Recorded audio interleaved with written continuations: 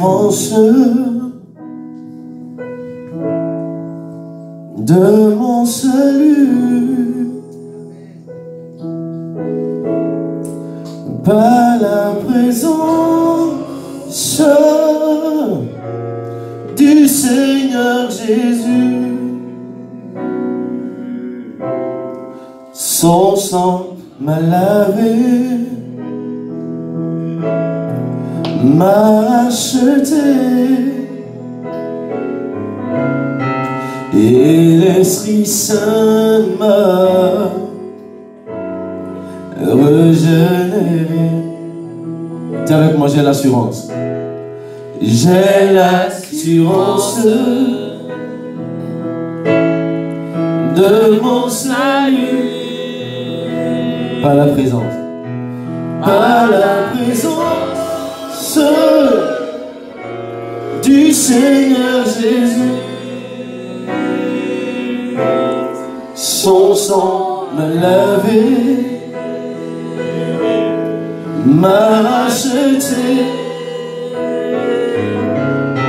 et l'Esprit Saint m'a régénéré. C'est mon histoire. C'est mon histoire. C'est là mon chant. Louez mon sauveur. Louez mon sauveur. Hey, à ce qu'il sort. C'est mon histoire.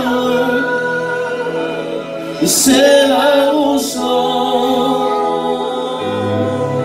Louez mon sauveur à chaque instant. C'est mon histoire, c'est mon histoire, c'est le chant de mon cœur, c'est le chant de ma vie. Je veux célébrer le nom de l'Éternel à chaque instant. C'est mon histoire et c'est là mon chant.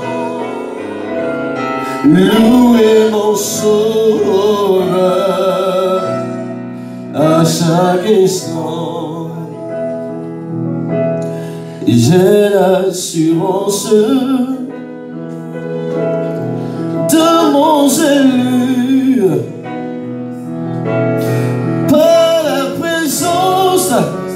par la présence du Seigneur Jésus. Son sang m'a lavé, m'a racheté, et l'Esprit Saint m'a régénéré. C'est mon histoire, c'est là mon sang. Louez mon sauveur à chaque instant. C'est mon histoire, c'est là mon chant. Louez mon sauveur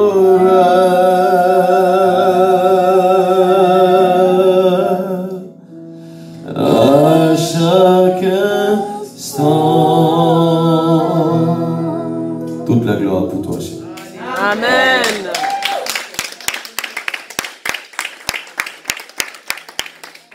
Amen.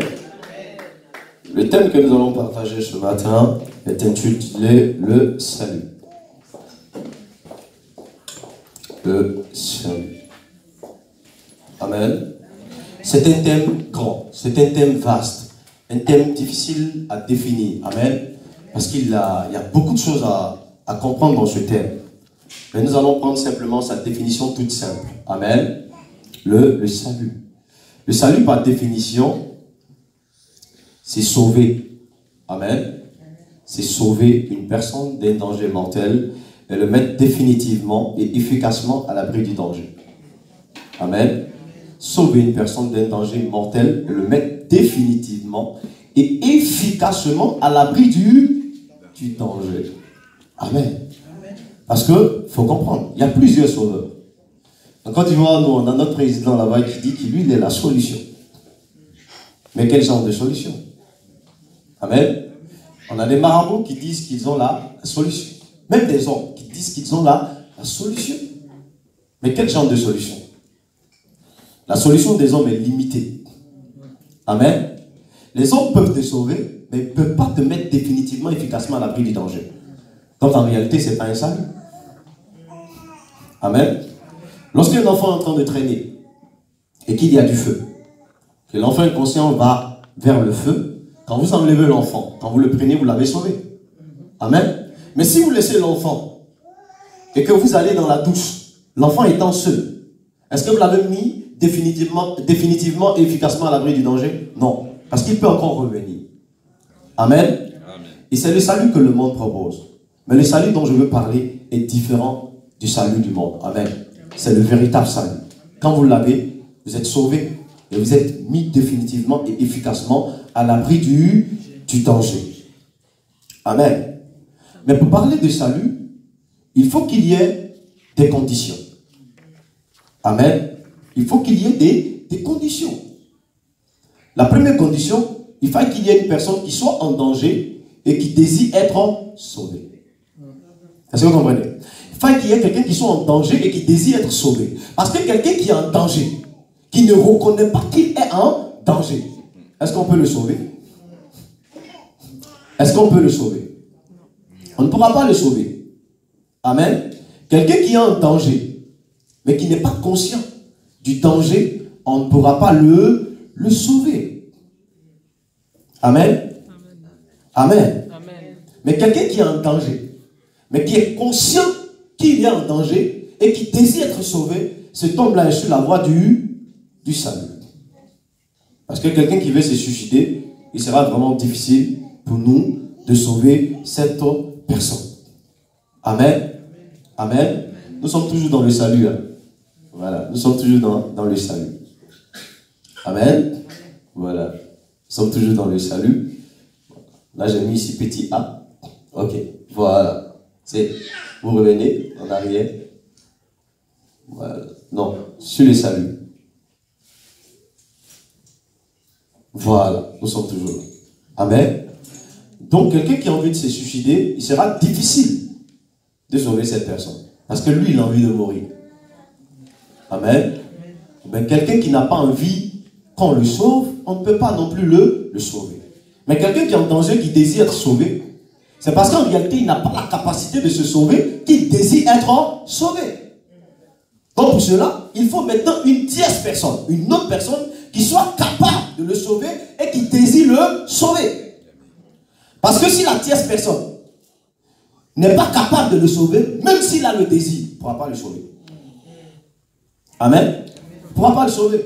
Vous allez nager avec votre frère, vous ne savez pas nager, lui aussi ne sait pas nager, et il est en eau profonde, il est en train de se noyer. Vous allez aller le sauver? Mais est-ce que vous n'avez pas envie de le sauver? Mais qu'est-ce qui vous manque ici? C'est la capacité. Vous avez le désir profond. Vous avez vraiment le désir. Mais ce qui vous manque, c'est la capacité. Vous n'avez pas la capacité. Donc il va mourir malgré votre bonne volonté. Amen. Mais aussi on a vu des gens qui ont la capacité, mais qui n'ont pas la volonté. Il peut t'aider, mais il ne veut pas t'aider. Parce qu'il n'aime pas ta tête. Parce qu'il te déteste. Parce que tu as une onction. Tu as une grâce de Dieu sur toi qui le dérange. Donc il peut t'aider, mais il va te fermer les portes. Et là, le salut sera pas possible. Parce que lui, il peut, mais il ne veut pas. Il ne veut pas. Amen. C'est pour ça que j'ai dit que la tierce personne doit réunir les deux conditions. Il faut qu'il ait le désir et la capacité. Lorsque ces deux conditions sont remplies, la première personne qui reconnaît son danger et qui veut être sauvée, et qu'il y a une personne qui veut le sauver, qui est capable de le sauver, le salut est parfait. Amen. Amen. C'est pour cela que je veux parler à ton cœur ce matin. Vous savez, quand vous venez dans la présence de Dieu, ayez toujours le cœur d'un enfant. Ayez toujours un cœur qui a envie de recevoir, un cœur qui a envie d'apprendre. On ne peut pas apporter à quelqu'un qui sait tout. Amen. Amen. On ne peut pas sauver quelqu'un qui est en danger, qui refuse de croire, de reconnaître qu'il est en danger. On ne peut pas le sauver. mais quelqu'un qui est humble. Amen. Amen. Comme quand ces deux personnes sont allées prier, l'autre s'est tapé la poitrine. Moi, je gêne 2 fois par jour. Je paye ma dîme. Il a commencé à vanter ses mérites. Mais l'autre, lui, il était là. Oh Seigneur, prends pitié. Prends pitié. Et la Bible déclare que c'est lui qui est retenu justifié. Que Dieu te donne ce cœur ce matin. Amen. Amen. Que Dieu te donne ce cœur ce matin.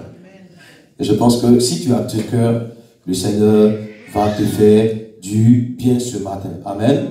Donc maintenant, nous allons avancer au point B.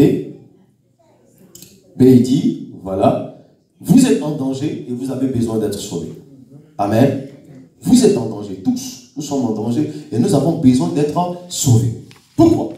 Nous lisons le premier passage biblique dans Romains 3, verset 23. Romains 3, verset 23 dit, car tous ont péché et sont privés de la gloire de Dieu. Car tous. Le mot tous inclut, ça m'inclut. Amen. Le mot tous s'adresse à toute l'humanité, à tous ceux qui descendent d'Adam et de Ève, sans exception. Il y a des religions qui disent qu'ils ne sont pas des pécheurs. Amen. La Bible déclare que car tous ont péché et sont privés de la gloire de Dieu. Et 1 Jean 1, verset 8 dit que si vous dites en vous-même que vous n'avez pas de péché, vous vous séduisez vous-même et la vérité n'est pas en vous. Amen. Vous savez, l'homme peut se flatter, hein? L'homme peut se séduire.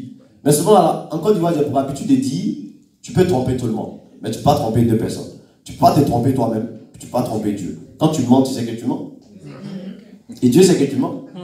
Quand tu es vrai aussi, toi tu sais que tu es vrai. Et Dieu aussi sait que tu es vrai. Voilà. Souvent, il y a trop d'apparence en fait. L'apparence de la piété. Voilà. Quand tu vois la personne, tu as envie de le ressembler. Mais je vous assure, il se cache la nuit pour pleurer. Il pleure. Parce que ça ne va pas. Mais il ne montre pas. Quand il sort, le visage est blim. Et toi, tu veux le ressembler. Non, non, non, non, non. Ne cherche pas à le ressembler. Cherche à ressembler à Christ. Amen. Amen. Amen. Amen. Amen. Amen. Amen. Est-ce que le Seigneur te parle ce matin? Car tous sont péchés, sont privés de la gloire de Dieu. Quand Dieu avait créé l'homme, quand je lis Genèse, Dieu avait un plan merveilleux pour l'homme. Un plan glorieux. Souvent on traite Dieu de méchant. Dieu n'est pas méchant, c'est fou. Souvent on ne comprend pas. On a une partie de l'histoire.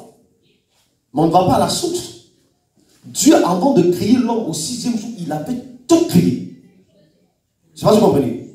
Tout ce qu'il fallait à l'homme pour vivre, pour être heureux et épanoui, Dieu avait tout créé. Tout créé, il avait tout mis en place. Et l'homme avait pour but simplement d'entretenir ce que Dieu lui avait donné, de profiter. Et même, regardez, tellement Dieu est bon, il a créé l'homme à son image, selon sa ressemblance. Et il a dit, domine. Amène à l'existence ce qui n'existe pas. Moi, je suis dans le grand ciel là-bas, je suis le grand patron, toi, tu es mon préfet sur la terre ici. Donc, la manière dont je règne là-bas, toi, règne ici comme ça. Invente, règne. Développe-toi, multiplie-toi. Amen. Il a donné tout pouvoir à l'homme. Un Dieu merveilleux. Amen. Dieu, c'est un bon père. Dis à ton voisin, c'est un bon père. Amen. C'est un bon père. Personne n'a le fait. Même ton père ne peut pas faire ça pour toi.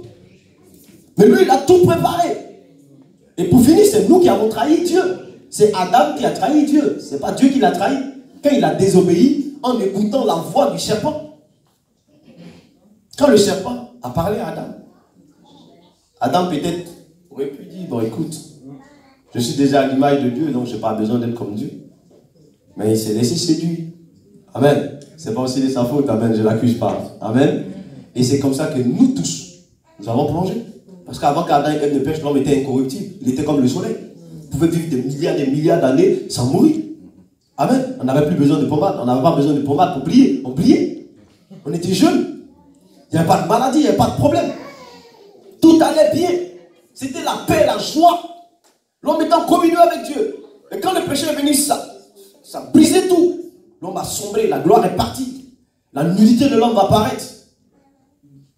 Le péché est dangereux. Amen.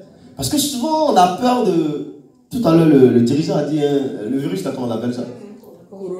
Voilà, le virus. Tout le monde a peur. Tu vois les gens avec des cache-nez. Mais le coronavirus n'est rien devant le péché. On joue avec le péché, on a peur de ça. On a peur d'Ebola, on a peur du sida, on a peur des maladies. Oh, le patron même, qui a le péché, on n'a pas peur.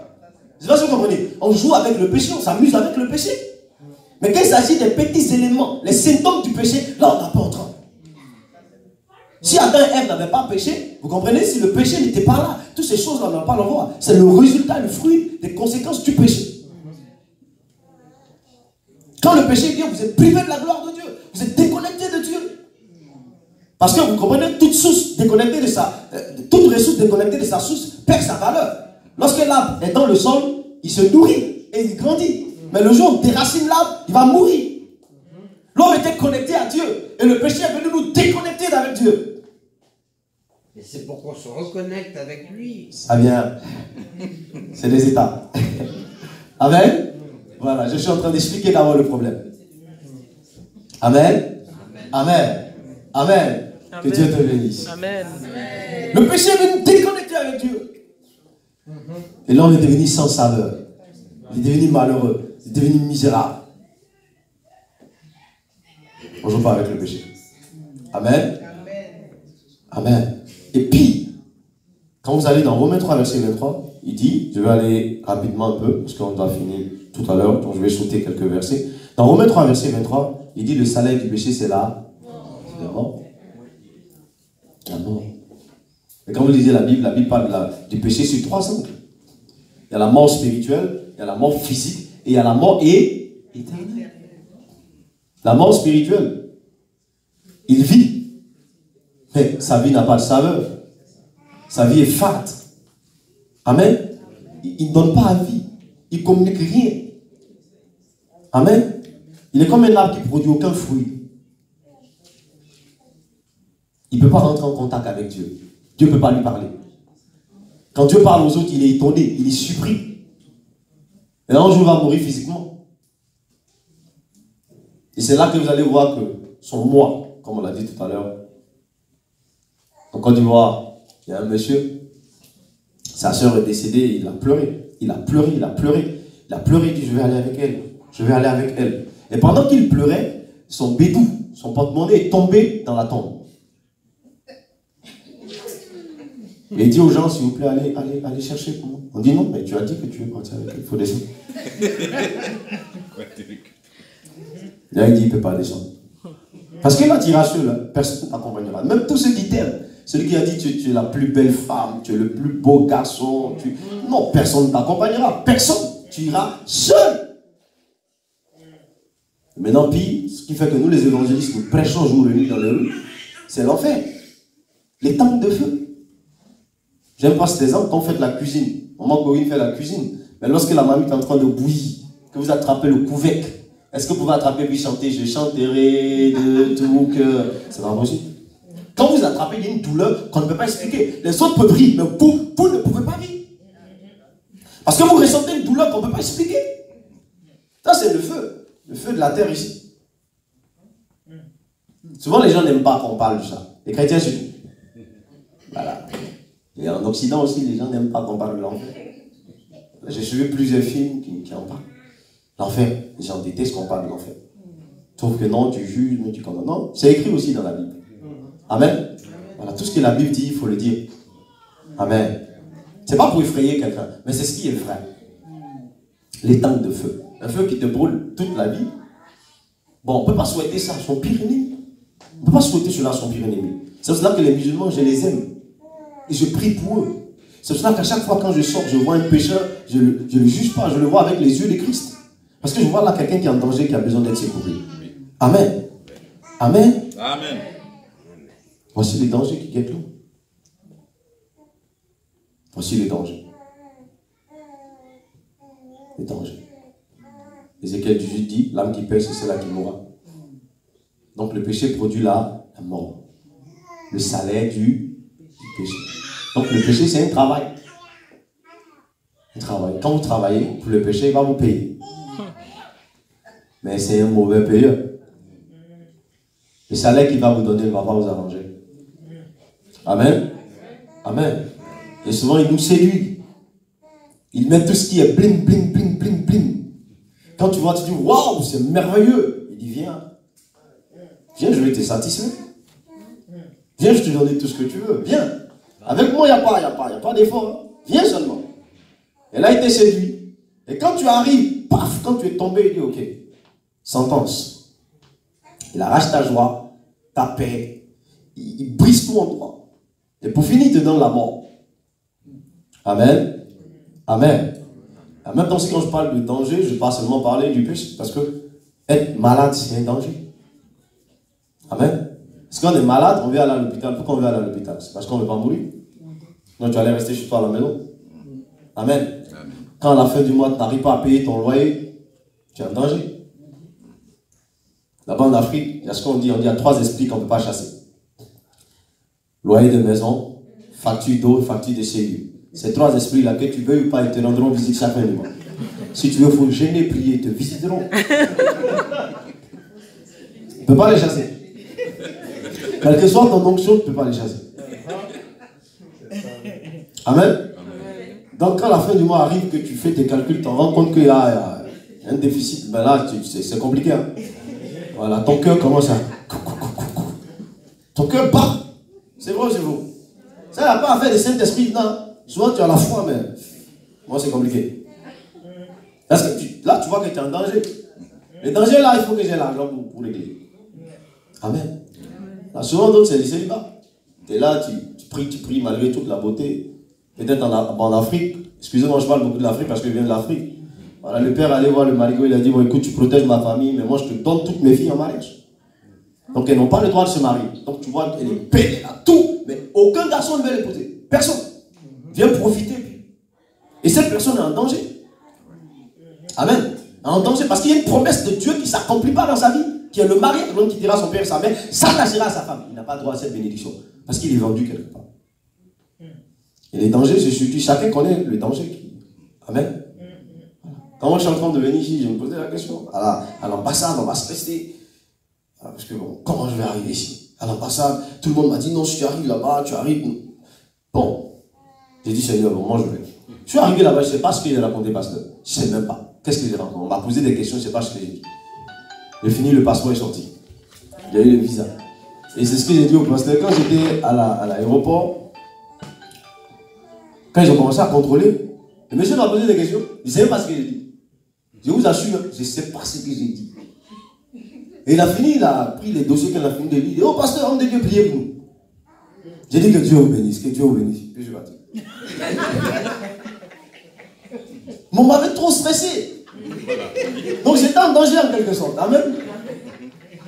Et mon salut, c'était que je devais rentrer. Et j'appelle aussi le pasteur, il ne décroche pas. Donc je me dis, mais attends, qu'est-ce qui se passe?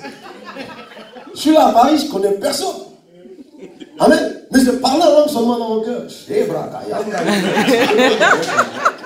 Priez.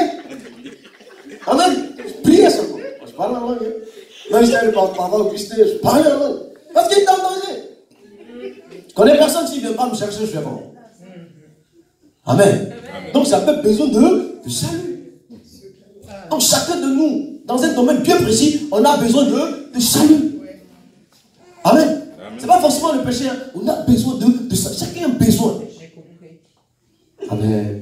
Que Dieu soit loué. Acclamons le Seigneur. Amen. Chacun de nous a un besoin.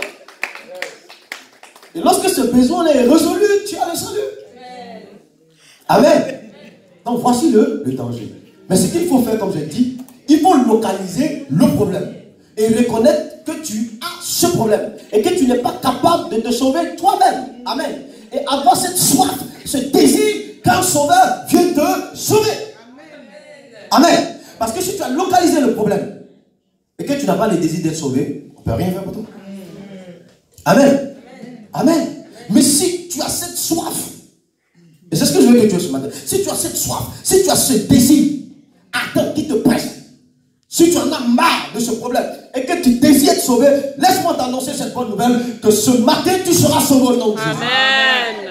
Amen. Amen. Tu ne retourneras pas avec ce problème. Ce problème, nous allons le détruire ce matin. Nous allons le révoquer ce matin. Et tu vas aller avec la solution. Amen. Amen. Tu vas aller avec la solution. Et tu vas rendre des actions de grâce. Je le crois de tout mon cœur. Amen. Et je veux que tu aies cette foi. Est-ce que quelqu'un m'écoute? Amen. Amen. Il y a quelqu'un qui désire nous sauver. Amen. Amen. Dis à ton voisin, il y a quelqu'un qui désire nous sauver. Donc si, j'ai mis là, il est capable et il désire vous sauver. Amen. Et cette personne, j'aimerais qu'on acclame pour cette personne. C'est Jésus-Christ de Nazareth. Est-ce que tu peux te lever et proclamer Jésus-Christ de Nazareth? Amen. Amen. Amen. Jésus-Christ peut te sauver. Jésus-Christ peut te sauver. Il peut te sauver. Amen. Wow. J'étais pressé aussi à arriver là comme toi. Amen. C'est cette partie qui me plaît. La partie où on parle du problème, ça ne me plaît pas trop. Ça me rend un peu triste. Mais il est important d'en parler. Amen. Amen. La solution. Dis à ton voisin, la solution. La solution. La véritable solution. La véritable solution. C'est ce qui peut te sauver. Pourquoi? Parce qu'on a dit, celui qui doit te sauver, il faut qu'il remplisse deux conditions. Il fallait qu'il soit capable et désire te sauver. Parce que s'il est capable, qu'il ne désire pas, tu n'auras pas le salut. Amen. Amen. Donc, on va voir ce que Jésus remplit les deux conditions. Est-ce qu'il est capable ou est-ce qu'il désire? Amen. Lisons Matthieu 28, verset 18. Matthieu 28, verset 18, il dit: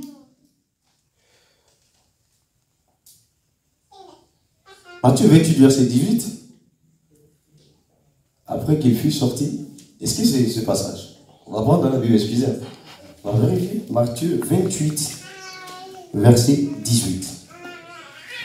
Parce que je pense qu'il dit tout pouvoir m'a été donné dans le ciel. Vérifiez dans la Bible, Matthieu 28, verset 18. Matthieu 28, verset 18.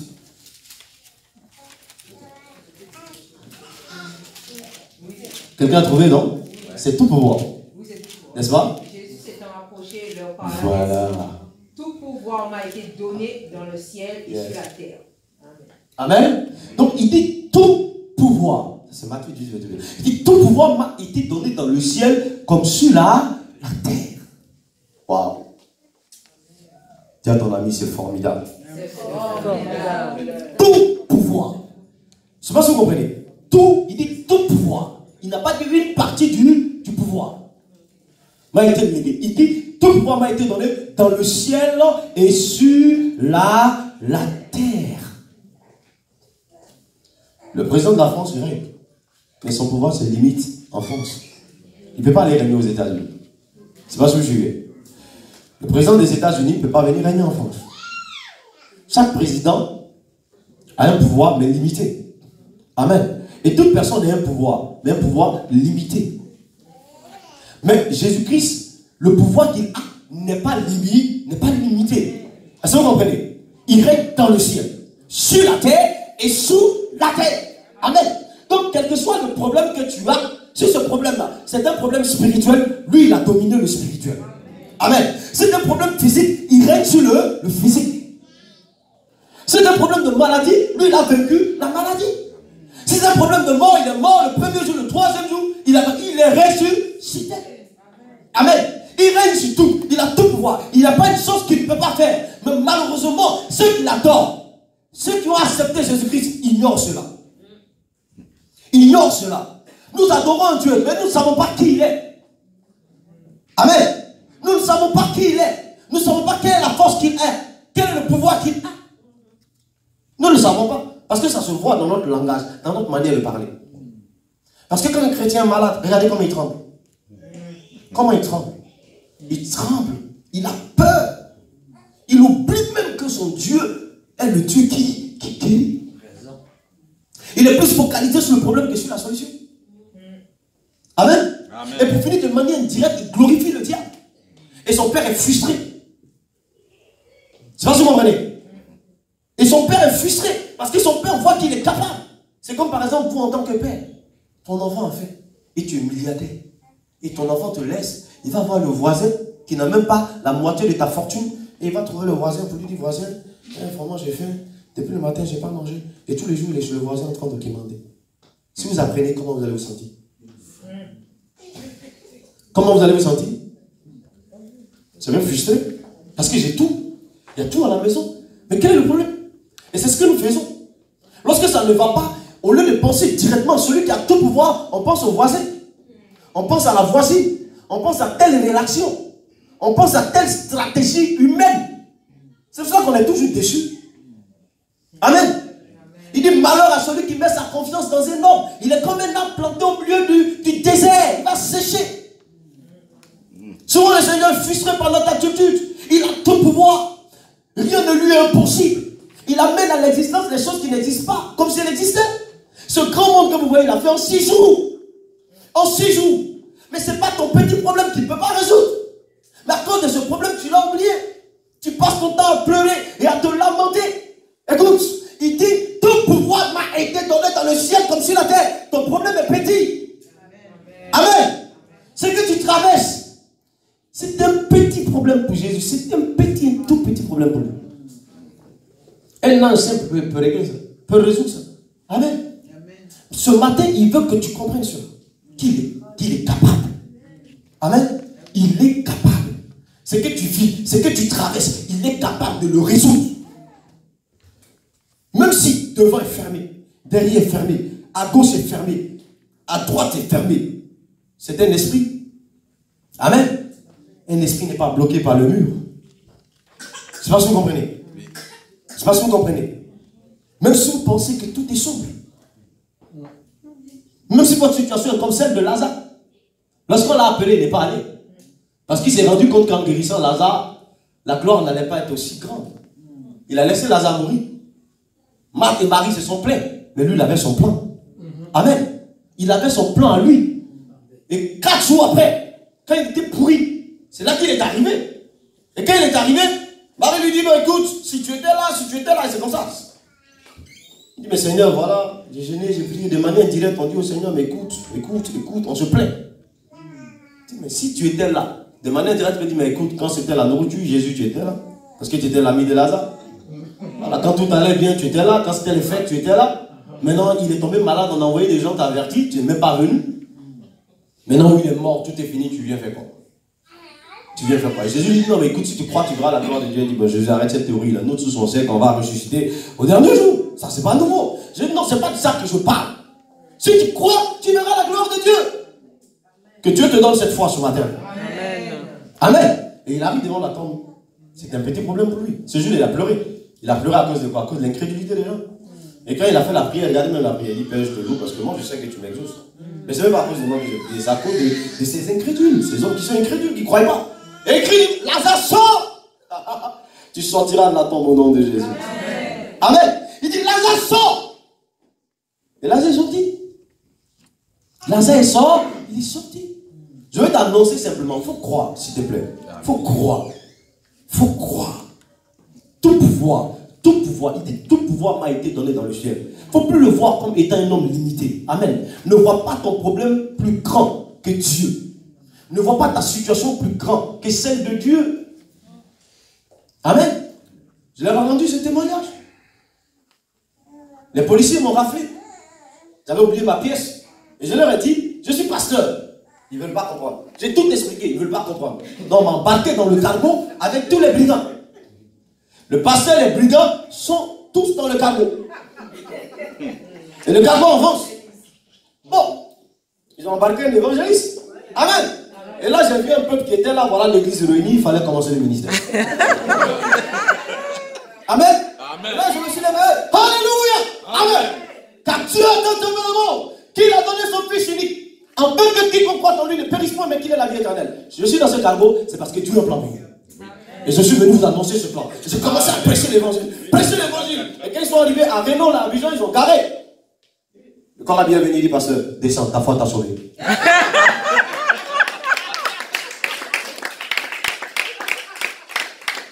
Descends, ta foi t'a sauvé.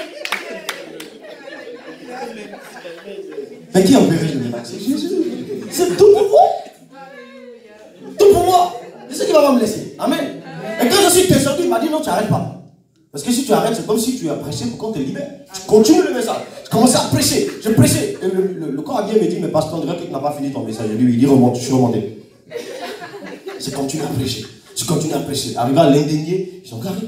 Ils ont commencé à discuter entre eux. Il faut libérer le pasteur. L'autre dit, mais je l'ai libéré. Il n'est pas parti. Il m'a frustré. Moi, je continue de prêcher. Parce que dans mon esprit, je me suis dit qu'il y a des gens en prison que Dieu veut sauver. Donc Dieu veut que j'aille là-bas pour aller prêcher l'évangile. C'est comme ça que j'avais compris le message. Donc ce n'était pas mon problème le reste. Quand on est arrivé, on devait entrer, ils ont fait entrer certaines personnes. Et moi, ils m'ont mis de côté. Ils passaient, attendez. On finit. L'autre est venu, on s'est expliqué. Il m'a pris dans le véhicule. Puis il m'a ramené à Djamé. Puis ils m'ont libéré. C'est là, il me regarde et puis il me dit, mais pasteur, tu as la foi. Je dis, non, tu fais ton travail, moi j'y vais mon travail. Amen. Même quand vous avez peur, ayez foi en Dieu. Amen. Tout pouvoir. Tout pouvoir. C'est lui qui a ordonné qu'on me relâche. C'est Jésus, c'est pas, c'est Jésus. C'est lui qui a dit, mais écoute, c'est mon enfant, c'est mon fils, libérez-le. S'il n'avait pas intervenu, je serais allé en prison. C'est lui. Ton pouvoir. Je ne sais pas qu'est-ce que tu vis, qu'est-ce que tu traverses, mais ton problème. Ton problème devant Jésus. Les Ivoiriens disent, il n'y a pas match. Amen. Il n'y a pas de comparaison. Amen. Il n'y a pas de comparaison. Tu te lamentes pour rien. Tout pouvoir m'a été donné dans le ciel comme sur la terre. Et allons rapidement dans Hébreux 7, verset 25. Qu'est-ce qu'il dit? Oh, j'aime cette phrase. Quand j'évangélise souvent dans les... Bon, là-bas, c'est les baka. Ici, vous appelez métro. Mais nous, là-bas, c'est les baka. Quand j'évangélise souvent, j'aime cette phrase. La Bible déclare, il dit, Hébreux 7, verset, il peut sauver parfaitement. J'aime cette phrase. Parfaitement. Ceux qui s'approchent de Dieu par lui, étant toujours vivants pour intercéder en leur faveur. Yes. Le salut que Christ accorde, c'est parfait. Il te sauve et il te met définitivement et efficacement à l'abri du danger. Dis Amen. Amen. Dis Amen. Amen. Le salut de Christ, il est parfait. C'est un salut terrestre et un salut éternel. Amen. J'aime cela. C'est un salut parfait. Il peut sauver parfaitement tous ceux qui s'approchent de Dieu par lui. Amen. Tu n'es pas sauvé. Parce que quand ça ne va pas, tu ne t'approches pas de Dieu par Jésus-Christ. Tu t'approches par les murmures et les plaintes.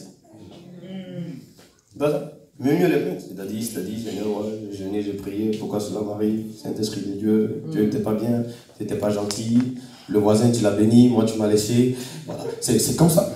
C'est des plaintes. Et maintenant, quand on voit qu'il n'y a pas d'issue, c'est là maintenant qu'on se rappelle, ah, le pasteur Adam est là, ah, le pasteur.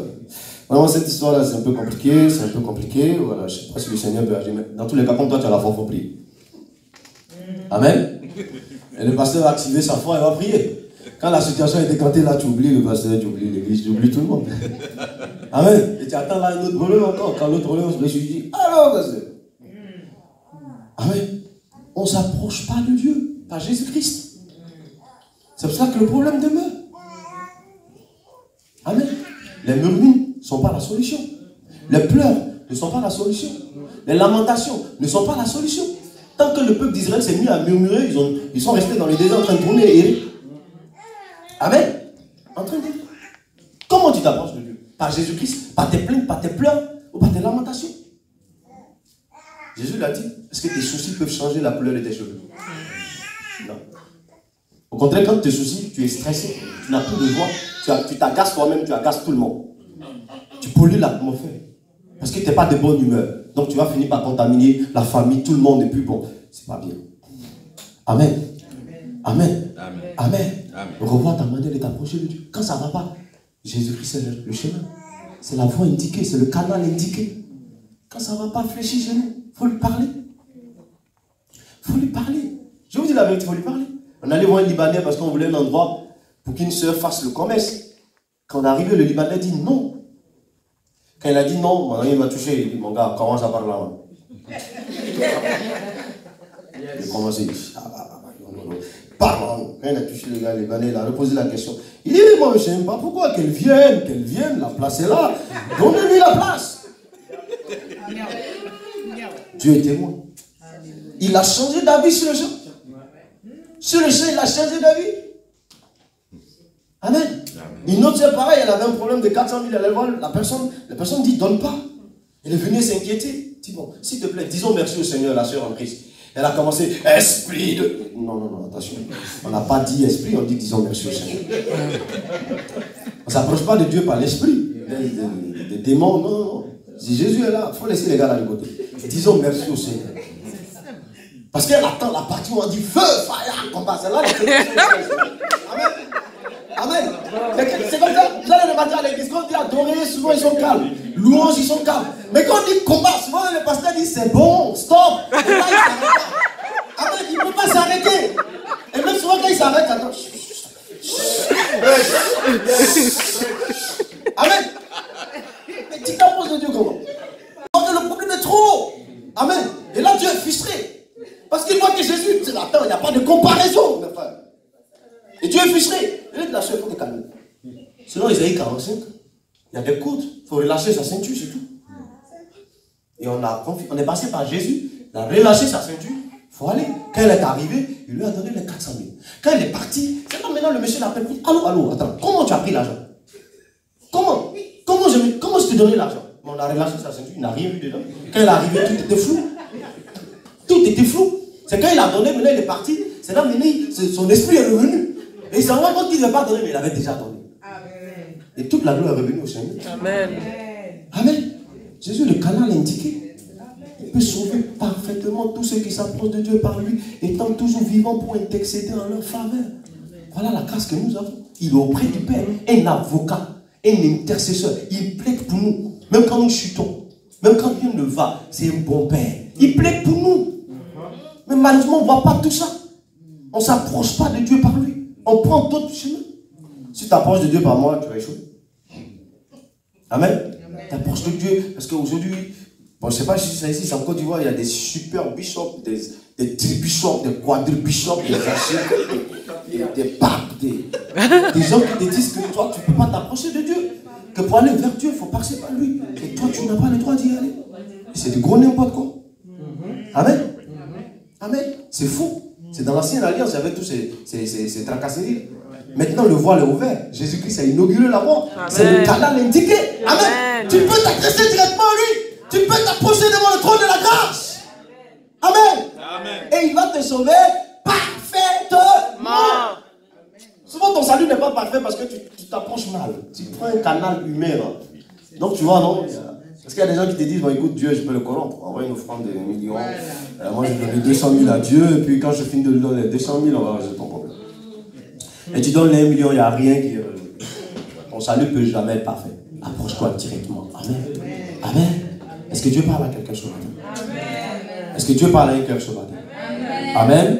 Et nous allons aller sur le dernier verset pour terminer. Ça, c'est pour montrer qu'il était capable. Amen. Maintenant, on va voir ce qu'il veut. Matthieu 8.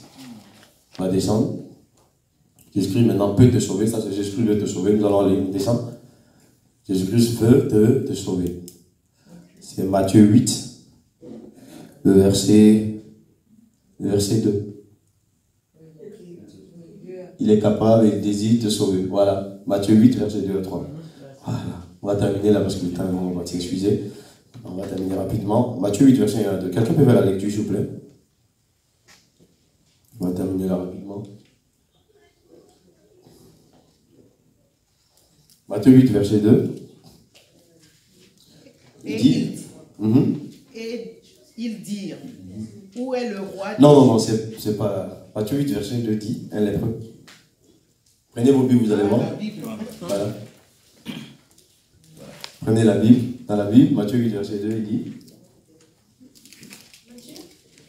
Matthieu 8, verset 2. Quelqu'un peut lire? Quelqu'un peut lire? Mais je vais lire. A fait la lecture. Matthieu 8, verset 2. Et voici un lépreux s'étant approché, se prosternant devant lui. Yes. Seigneur, si tu le veux, tu peux me rendre pur. Jésus étendit la main, le toucha et dit, je le veux, sois pur. Amen. Alléluia. Aussitôt, il fut purifié de sa lèpre. Oh, dis à quelqu'un, il le veut, il le veut. Dis à ton voisin, il le veut. Dis à ton voisin, il le veut. Il le veut. Non, faut bien le toucher, il faut le secouer un peu froid. Dis, il le veut. Il le veut. Amen. C'est merveilleux, c'est formidable.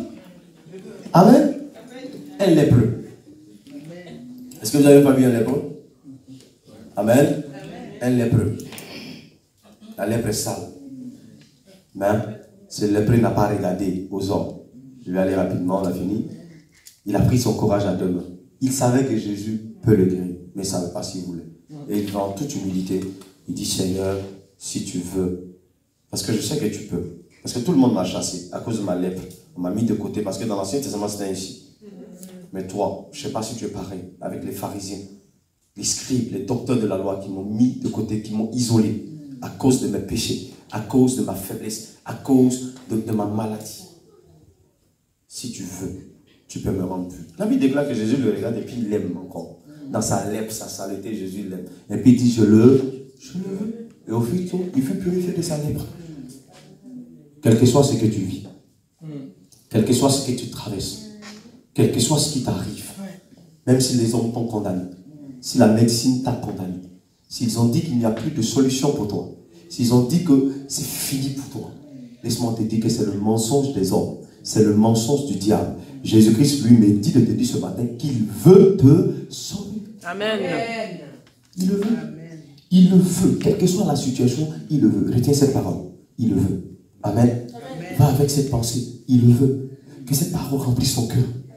Chaque fois que la culpabilité viendra, dis Jésus veut me sauver. Chaque fois que le problème vient, dis il le veut. Donc il est capable et il le veut. Répète simplement. Il est capable. Il est capable. Et il le veut. Et il le veut. Tu vas te lever et commence à prier le Seigneur. Amen. En fonction du message, commence à prier.